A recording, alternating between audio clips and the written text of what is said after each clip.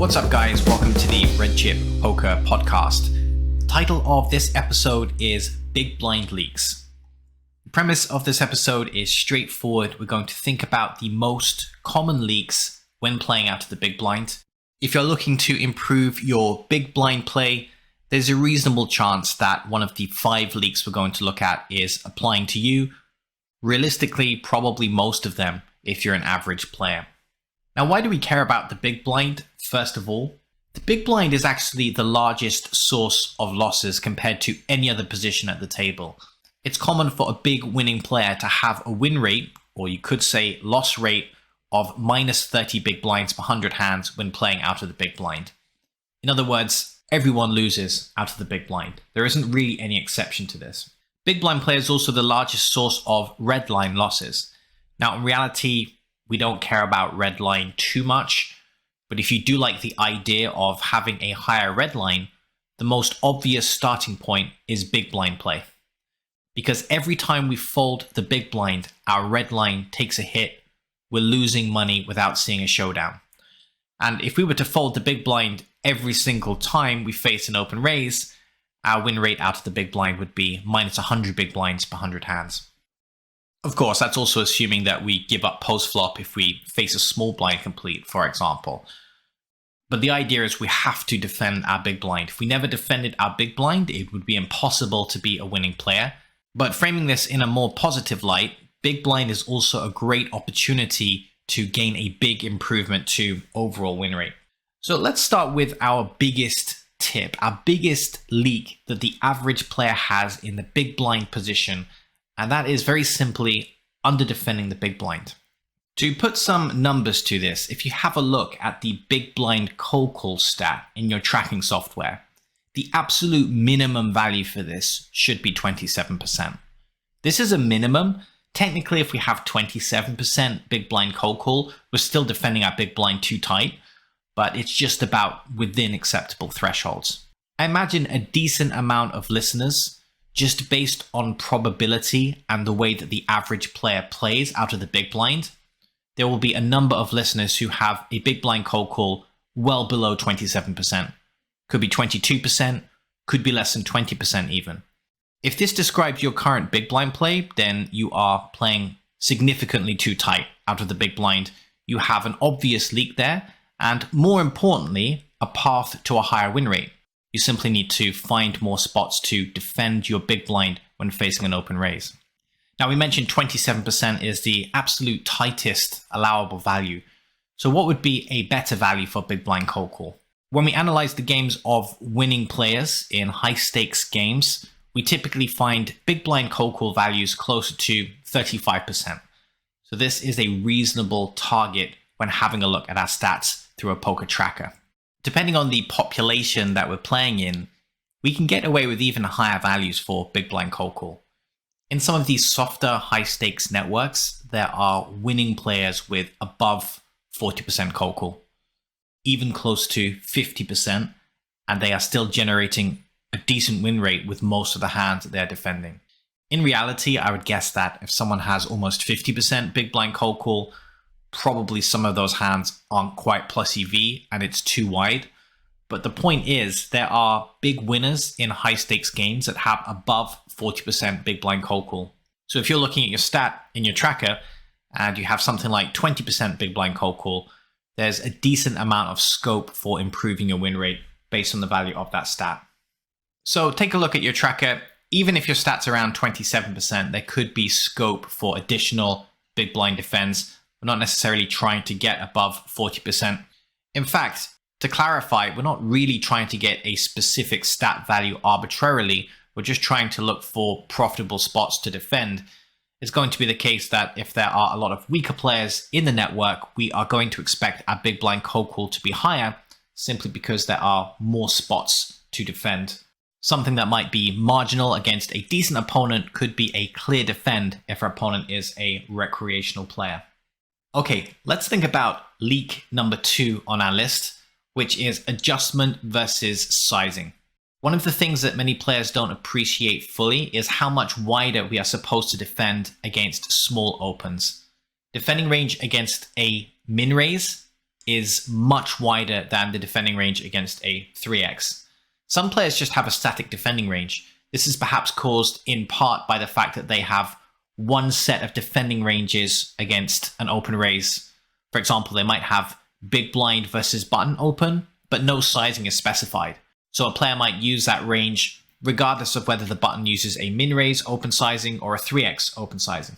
The general effect of this is that many players defend okay against a 3x because the defending range is much tighter.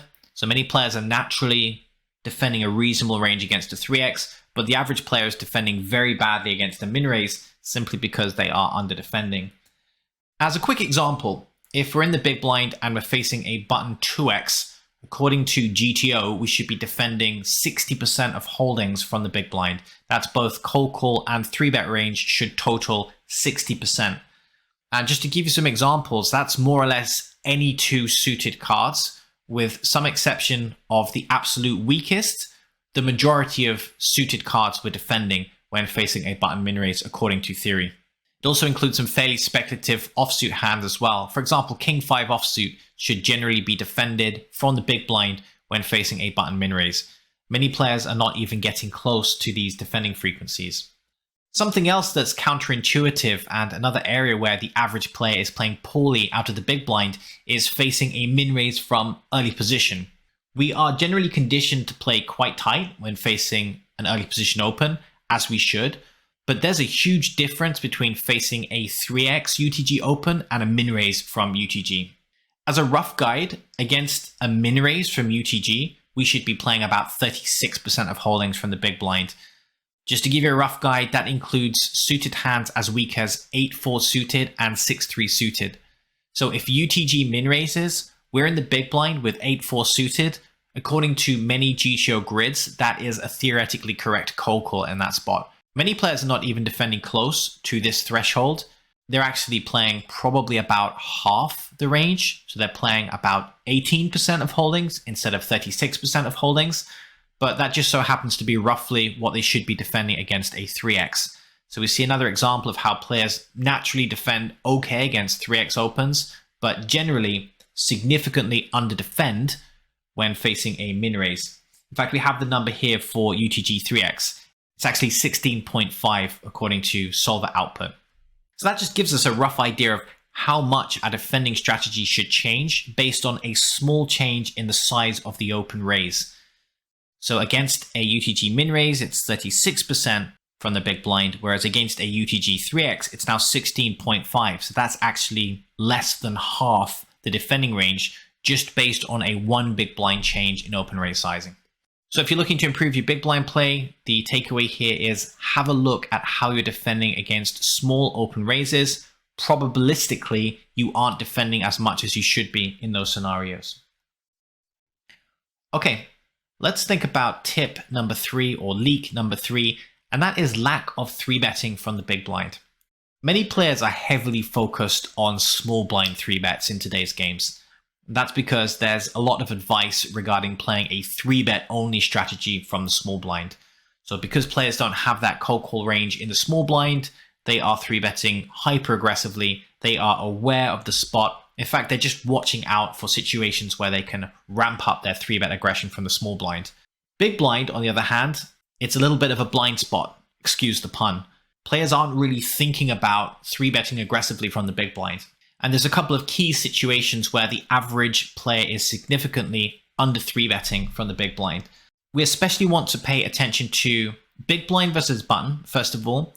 So as a rough guide across all open raise sizings, Solver recommends about 14% 3-bet big blind versus a button open. Many players aren't getting close to that. It's not uncommon for a player to have closer to 8% 3-bet big blind versus a button open, in some cases even lower. The other important situation, perhaps even more important than big blind versus button, is the big blind versus small blind scenario. According to solver output, and of course it does depend on the tree for all of these values, you could have a tree with slightly different values. As a rough guide, 19% 3-bet frequency recommended, big blind versus small blind open. Players are aware of the fact that they're supposed to 3-bet aggressively from the big blind against a small blind open, but the end result is, even if a player thinks they're playing aggressively, the end result's perhaps 11%, 12%. They think they're playing aggressively, but actually an extreme level of aggression is required here, big blind against a small blind open.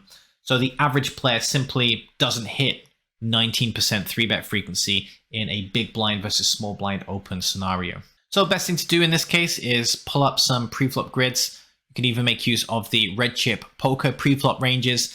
Take a look at how much we're supposed to be 3-betting, especially in these two spots we've mentioned, big blind versus button.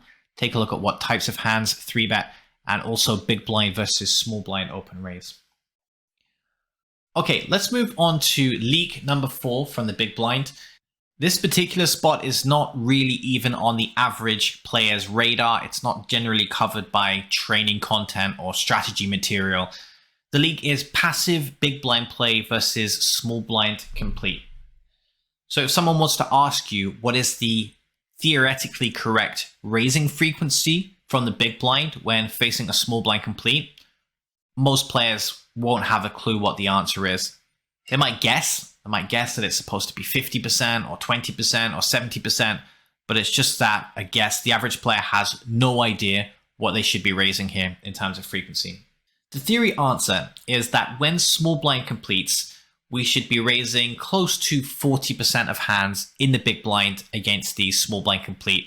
Depending on the tree, it could be slightly under 40%, it could be 37.5, for example. Now, we often refer to this scenario as an ISO raise. I guess if we're being pedantic, it's not really an ISO raise because at this stage, the action is already ISO'd heads up.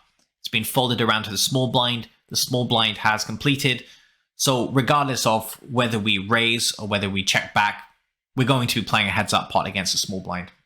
But in theory, we should be raising close to 40% and checking back about 60% of the time. Now, the reason why this is a leak is because if we have a look at population data, the average player in the big blind raises closer to 27% of the time. What does that mean? It means the small blind's getting to see the flop way too often. If you think about it, it's a very good situation for us in position as the big blind. We know that we're going to have position. Small blind's range is presumably capped. The average small blind might not be protecting that completing range with premiums. So it's almost as if we have a free license to raise very aggressively and fire a continuation bet on the flop with a high frequency. So that in itself could be a good reason to actually raise more aggressively than the theoretically recommended 40%. We could get away with raising 50 or 60% of the time in this spot. However, it's good to at least reach that theoretical minimum of 40%. Again, take a look in your tracker.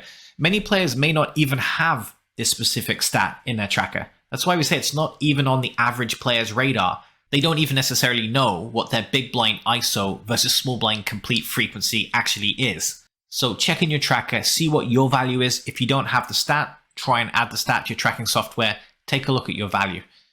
If it's closer to 27%, you are playing like the average player in the average game.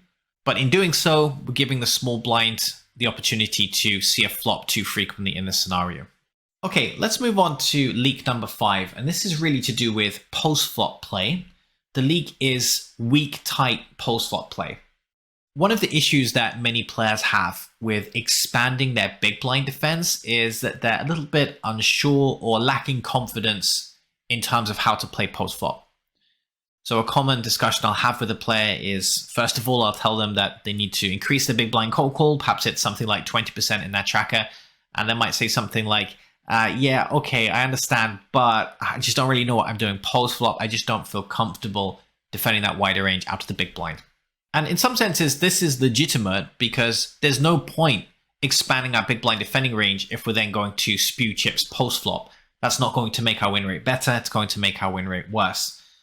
So the solution here is not to play really tight from the big blind. It's to work on our post-flop play so we can support that wider defending range out of the big blind. Now let's focus on a few key areas where the average player is not playing aggressively enough post-flop when defending out of the big blind. We're going to think mostly about cold calling out of the big blind here. So the first area of interest, ton pro bets, river pro bets, and river one bets. So the idea here is these are all situations where the player in position, Let's just assume he's on the button for simplicity. He's open raised the button, we've cold called out of the big blind, we've checked the flop to the PFR on the button, and for whatever reason, he hasn't pulled the trigger on a c-bet. He's decided to check back the flop. If we fire a bet out of position on the turn, that's referred to as a turn probe bet. Average opponent is folding too much to turn probe bets. If we probe bet the turn and fire the river, most opponents are folding too much to the double barrel in that spot as well. A river probe is where our opponent does c-bet the flop, but then he skips his turn c-bet. If we fire the river out of position, the average opponent's going to fold too much to that. A river 1-bet is where flop and turn both get checked down, and we fire the river out of position. It's the first bet that's made post-flop. Guess what? Average opponent is also folding too much in that scenario. So just by understanding where all of our good bluff opportunities are post-flop, we can increase the profitability of a wide big blind defending range. All of these spots we've listed, you'll find that the average player is very passive in these scenarios. Despite having a profitable bluff opportunity, they simply don't pull the trigger. Another aspect of our opponent's game plan to watch out for is his stop and go. So this is when the button fires continuation bet on the flop, checks back the turn, but then comes to life again on the river and fires a second bullet on the river. Average opponent is bluffing very frequently in this scenario, which allows us to think about bluff catching wide, potentially even check raise bluffing against a river SNG line. We also want to think about aggressive post-flop play when we are the defender in position. So now imagine a scenario where small blind has open raised pre-flop and we've cold called in the big blind. We want to pay special attention to float bet opportunities. This means if our opponent doesn't c-bet the flop, he just checks, we can stab the flop in position with a high frequency. This is referred to as a flop float bet.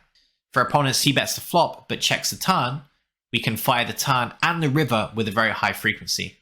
This is referred to as a turn float bet and follow-up line. If our opponent c-bets the flop and the turn but checks the river, once again we can stab the river very aggressively.